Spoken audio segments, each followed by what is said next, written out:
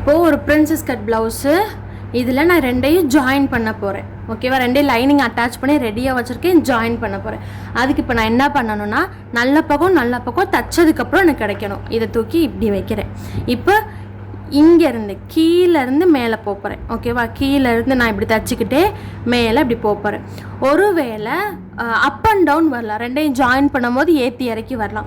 அப்படி வராமல் இருக்கணும்னா என்ன பண்ணணும்னா கீழேருந்து நீங்கள் மேலே போகணும். ஓகேவா, இந்த இடம் இப்படி இருக்கலாம், ஸ்ட்ரெயிட்டாக இருக்கும். நம்ம இங்கேக்குள்ளே எந்த ஷேப்பும் கொடுத்துருக்க மாட்டோம். அதனால என்ன ஆகும்னா நீங்கள் இப்படி இருக்கிறதுல இழுத்தா துணி இழுத்து கொடுக்காது. ஆனால் இந்த ஏரியா இருக்குல்ல, இது வந்து நம்ம க்ராஸாக போயிருக்கோமா, இழுத்திங்கன்னா துணி நல்லா இழுத்து கொடுக்கும்.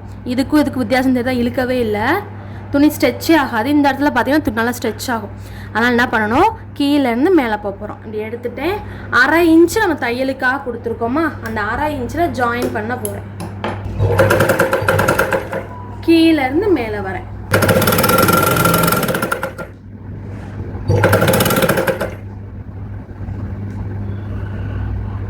வளைவு கிட்ட எப்படி வச்சு தைக்கிறேன்னு தெரியுதா? இந்த துணி இப்படி கேப் இருக்கக்கூடாது, ரெண்டையும் சேமாக வச்சுக்க போகிறீங்க. வச்சுட்டு சுருக்கம் வராமல் பண்ணணும். எனக்குள்ளே பார்க்கும்போதே தெரியுதா? இது பார்க்குறேன்.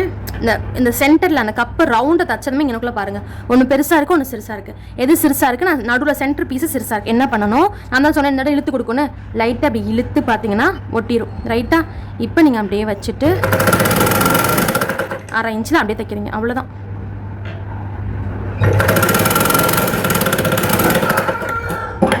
ஃபினிஷிங் நல்லா இருக்கா? ஏற்றி இறக்கி இல்லையா?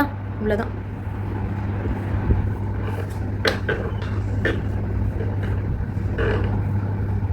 ஏற்றி இறக்கி இல்லை, ஏற்றி இறக்கி இவ்வளோதான்.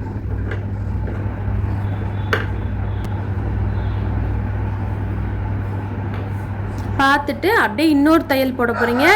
இன்னொரு தையல் போடும்போது துணி எப்படி வரும்னா இப்படி மடித்து வரும். அப்படி வராமல் மட்டும் பார்த்து இன்னொரு தையல் போட்டதிலே போட போகிறீங்க.